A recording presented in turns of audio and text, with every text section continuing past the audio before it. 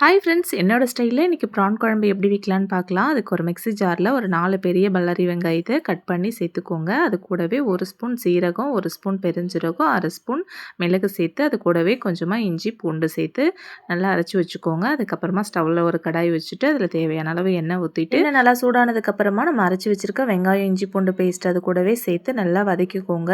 எண்ணெய் நல்லா சூடாக இருக்கிறப்போ நம்ம இந்த வெங்காயம் இஞ்சி பூண்டு பேஸ்ட்டை சேர்க்குறப்ப தான் சீக்கிரமாக வதங்கும்.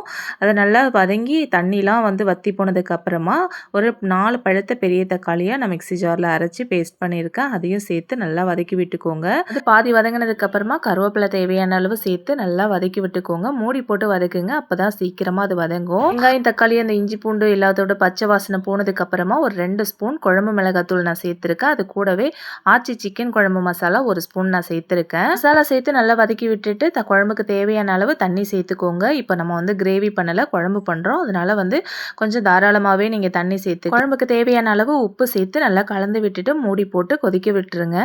நல்லா கொதித்து எண்ணெய் பிரிஞ்சு வந்ததுக்கு அப்புறமா தான் நம்ம ப்ரான் சேர்க்குறோம். சிக்கன் சமைக்கிறோன்னா நம்ம மசாலாவோட சேர்த்து வதக்கிட்டு தான் பண்ணுவோம். ப்ரான் சீக்கிரமாக குக் ஆகிடும். ரொம்ப ஓவர் குக் பண்ணால் ரப்பர் மாதிரி ஆகிடும். அதனால் குழம்பு நல்லா ரெடியானதுக்கு அப்புறமா நம்ம சேர்த்து ஒரு 10 மினிட்ஸ் மட்டும் குழம்பு கொதிக்க வச்சா போதும். ப்ரான் நல்லாவே வெந்துடும். எப்பவுமே குழம்பு பண்ணுறோன்னா குட்டி ப்ரான் சேர்த்து குழம்பு பண்ணுங்கள். மற்ற ஃப்ரை கிரேவிக்கெலாம் பெருசு சேர்த்துக்கலாம். குழம்புக்கு டேஸ்ட் கொடுக்குறது குட்டி ப்ரான் தான். குழம்பு ரெடியானதுக்கப்புறம் குழம்பு நல்லா கொதிச்சதுக்கப்புறமா கொத்தமல்லி தூவி ஸ்டவ் ஆஃப் பண்ணிவிடுங்க. என்னோட ஸ்டைலில் ப்ரான் குழம்பு ரெடி ஆகிடும்.